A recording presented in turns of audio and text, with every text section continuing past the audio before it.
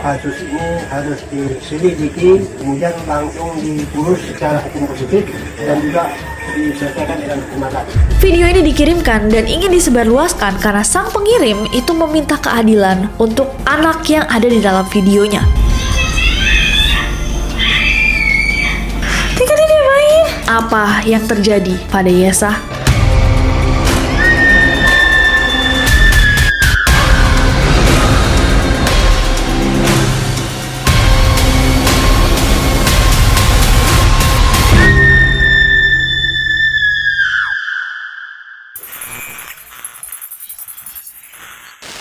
Hey guys, it's Nessie and welcome back to Neror. Kalau kalian belum subscribe ke channel ini, jangan lupa klik tombol subscribe-nya, terutama untuk kalian yang suka mengikuti kasus-kasus kriminal mengerikan seperti yang kita akan bahas malam ini. Nama Yesa sedang viral di media sosial. Tidak sedikit neroris yang mengirimkan request untuk membahas kasusnya Yesa. Yes, Yesa adalah seorang anak yang pada 23 November 2023 kemarin kehilangan nyawanya secara tidak wajar di belakang rumahnya di Kalimantan Barat. Yesa yang merupakan anak angkat diduga kuat dan diakhiri hidupnya oleh keluarga angkatnya sendiri setelah sebuah video viral di media sosial yang menunjukkannya menangis, merengek, berteriak saat ia dihukum. Apa yang terjadi pada Yesa dan siapa yang tega untuk menghukum seorang anak kecil tidak berdosa sampai ia kehilangan nyawanya? Kita akan bahas orang tuanya, kronologinya, kejanggalan dan juga dugaan-dugaan yang menyelimuti kasusnya di Neror malam ini. So without any further ado, stop senyum-senyum, cause shit's about to go down.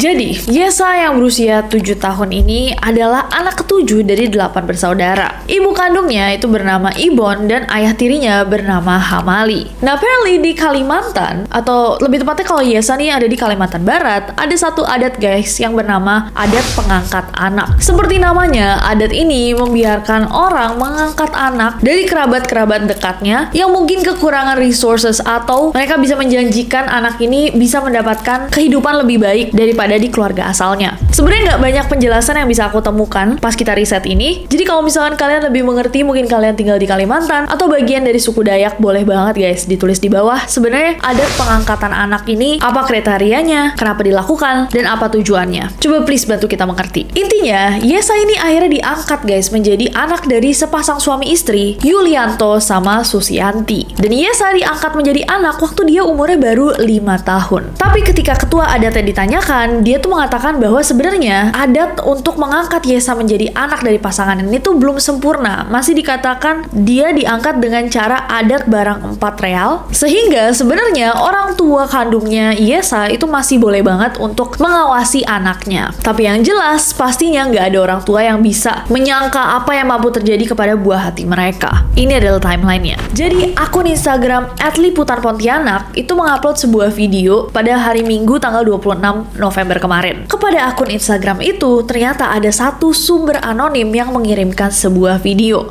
Video ini dikirimkan dan ingin disebarluaskan karena sang pengirim itu meminta keadilan untuk anak yang ada di dalam videonya. Di dalam videonya terlihat ada seorang anak yang sedang dihukum menggunakan kekerasan hingga dia menangis, menjerit, dan terlihat sangat-sangat tersiksa. Sang narasumber juga menceritakan bahwa di video ini bukan sekalinya atau satu-satunya momen di mana anak ini disiksa oleh keluarga angkatnya. Anak ini selalu dengan cara dijemur, bahkan disiram air panas. Di dalam videonya juga terlihat ada 2 wanita dewasa yang diduga sebagai asisten rumah tangga dan ibu angkatnya Yesa. Dan salah satunya akhirnya membawa Yesa ke teras rumah dan memaksa Yesa untuk membuka bajunya di saat kondisi hujan. Yesa terlihat berulang kali diseret, bahkan dipaksa berbaring di tengah hujan, dan semua penonton bisa mendengarnya menangis histeris.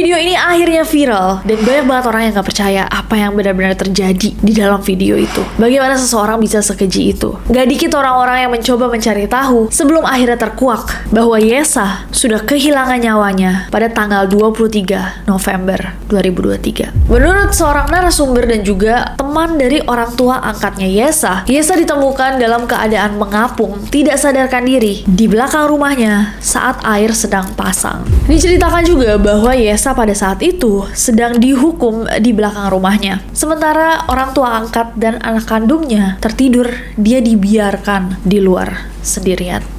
Kawan. Baru sekitar jam 9 malam, I guess mereka baru inget bahwa Yesa masih dihukum di luar. Mereka keluar untuk mengeceknya dan ternyata dia sudah mengapung, tak bernyawa. Dari pengakuan orang tua angkatnya Yesa, pas mereka menemukan Yesa, itu Yesa masih hidup dan akhirnya baru meninggal di rumah sakit. Dan langsung sehari kemudian pada 24 November, jenazah Yesa dimakamkan. Gila. Kuping aku panas. I think I'm so angry and sad. Kapolres Ketapang AKBP Tommy Ferdian mengatakan bahwa pihak mereka sudah memanggil nih orang tua angkatnya Yesa untuk dipertemukan sama orang tua kandungnya. Dan dari pertemuan tersebut, orang tua kandung itu menginginkan supaya dilakukan penyelidikan lebih lanjut karena diduga ada penyiksaan terhadap Yesa. Orang tua kandung juga setuju dilakukan otopsi terhadap jenazah anaknya. Dan Polres Ketapang menyetujui dan juga berjanji bahwa mereka akan memastikan penyebab dari Yesa dan mengungkap kebenaran atas adanya dugaan penganiayaan atau kekerasan yang dialami korban. Kami dari jajaran Polres Ketapang beberapa waktu yang lalu telah menemui orang tua kandung almarhum, dan dari orang tua kandung almarhum menyampaikan bahwa mereka menginginkan agar terkait kejadian ini dilakukan penyelidikan lebih lanjut. Dalam penanganan kasus ini akan melakukan penyelidikan secara profesional apakah betul-betul ada unsur pidana yaitu yang terkait dengan kekerasan ataupun dengan penganiayaan. Para bapak-bapak polisi, kami tunggu janji itu dipenuhi. Senin malam 27 November 2023, ribuan masyarakat Sandai melakukan aksi 1000 lilin sebagai bentuk solidaritas untuk Yesa.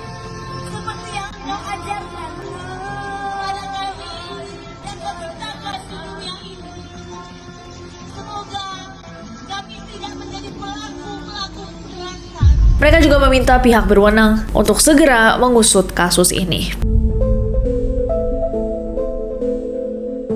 Jadi ada beberapa kejanggalan-kejanggalan dan juga dugaan. Neroris, kita mulai dari kejanggalannya. Jadi, kejanggalan yang pertama adalah bahwa keluarga kandung itu tidak diberitahu terlebih dahulu. Mereka nggak dikasih tahu bahwa Yesa sudah meninggal dunia, dan mereka baru tahu setelah jenazahnya Yesa itu dimakamkan keesokan harinya. Lalu baru pada hari Minggu atau 3 hari nih setelah Yesa meninggal, orang tua angkatnya Yesa datang ke kampung, ketemu sama ibu kandungnya Yesa, dan menjelaskan kronologi versinya. Pihak keluarga angkatnya Yesa begitu ditanya kenapa anaknya dimakamkan sebelum dikasih tahu nih keluarga aslinya, keluarga kandungnya, mereka cuma bilang bahwa oh iya, jadi pada saat itu pihak yayasan atau rumah duka tuh nggak bisa nunggu terlalu lama karena emang jasadnya kan jasad anak kecil, jadi harus segera dimakamkan. Nah, hal ini janggal banget, mengubur seseorang tanpa memberitahu keluarganya terlebih dahulu, baru habis itu diceritakan kronologinya, membuat orang-orang tambah percaya bahwa ada banyak hal yang ditutup-tutupi oleh keluarga angkat. Kronologi yang diceritakan pun berbeda ternyata. Saat berada di rumah ibu kandungnya Yesa, bapak angkatnya Yesa itu menceritakan kronologi dari kejadian ini. Menurutnya pada hari itu, istri sama kedua anaknya tuh lagi tidur sore, sementara dia pergi ke depan untuk menjaga toko sembakonya. Sekian lama berlalu, Yesa itu dikatakan bangun duluan dan berjalan entah kemana. Gak lama, istrinya bangun dan melihat Yesa kok udah gak ada. Dia mencari Yesa di dalam rumah, tapi dicari kemana-mana, di semua ruangan gak ada. Saat mencari keluar rumah, ternyata Yesa sudah dalam posisi tergeletak. Kondisi Yesa dicek dan ternyata pada saat itu masih bernafas. Mereka langsung mengupayakan agar Yesa dibawa ke rumah sakit, tapi ternyata sampai rumah sakit nyawanya Yesa tidak tertolong. Nah, jelas kronologi ini tidak sesuai sama sumber anonim yang menceritakan bahwa Yesa itu sengaja ditaruh di luar karena sedang dihukum dan dilupakan sampai jam 9 malam. Next, kejanggalan berikutnya adalah kulit yang terkelupas dan juga luka-luka lebam. Menurut narasumber yang sempat melihat jasadnya Yesa, pas mau dimandiin, jasadnya Yesa itu penuh guys sama lebam. Bahkan ada beberapa bagian tubuhnya yang terkelupas seperti habis disiram air panas.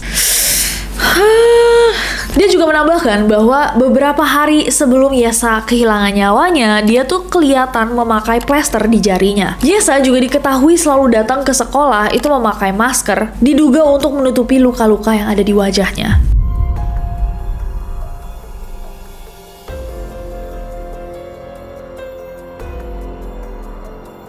Karena banyaknya kesaksian-kesaksian ini, bahkan kesaksian dari sekolah, tetangga, dan lain-lain, publik dan juga kalian neroris tambah yakin bahwa memang Yesa oleh keluarganya sendiri. Next. Dan yang terakhir ada tetangga yang tidak berani melapor. Setelah video Yesa itu viral, banyak orang yang bertanya-tanya dong, loh kalau misalkan video ini bisa diambil sama tetangganya, kenapa tetangga itu nggak berani ngomong apa-apa? Kenapa dia cuma merekam dan akhirnya menyebarkannya setelah sudah terlambat? Kan mestinya orang-orang yang melihat ini terjadi, apalagi terjadinya di luar juga ya, di publik gitu, maksudnya kayak bisa kelihatan sama tetangga-tetangga, bisa melaporkan hal ini ke polisi terlebih dahulu. Tapi dikatakan bahwa walaupun banyak tetangga-tetangga yang sudah mengetahui hal ini, sang anonim yang mengirimkan video ini pertama kali cerita bahwa mereka tidak berani lapor atau bahkan ikut campur sekalipun karena orang tua angkatnya Yesa ini disebut memiliki uang, memiliki harta, dan juga kekuatan besar. Bahkan sampai hari ini, sampai aku shoot video ini pun gak ada orang yang memberikan testimoni itu secara gamblang atau secara publik karena mereka takut.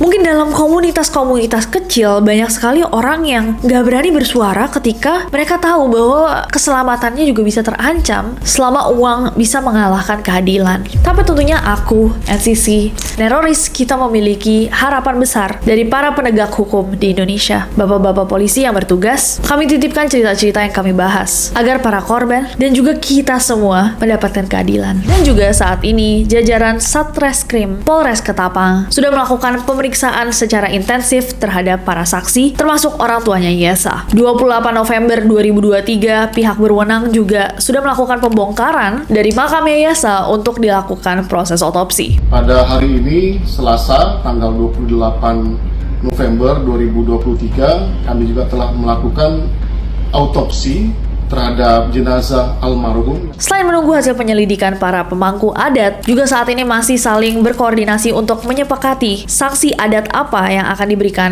kepada keluarga angkatnya Yesa jika terbukti bersalah. Terima kasih semua neroris yang merequest kita bahas kasusnya Yesa ini. Kasus yang cukup membuka mata, and I'm afraid many still happens on our land. Jadi keberanian kecil apapun yang kalian bisa lakukan ketika melihat sebuah ketidakadilan terjadi dan menyuarakannya, pelan-pelan memangkas niat-niat jahat atau pikiran-pikiran jahat yang mungkin juga terjadi kepada kita semua. Dan kita berdoa tidak akan ada lagi kasus seperti ini ke depannya. Amen. Aku mau bacain komentar-komentar kalian di bawah. Make sure kalian tinggalkan pendapat kalian atau ide-ide untuk neror-neror selanjutnya. Dan jangan lupa subscribe karena aku gak sabar untuk ketemu kalian lagi. Bye-bye. Stay safe.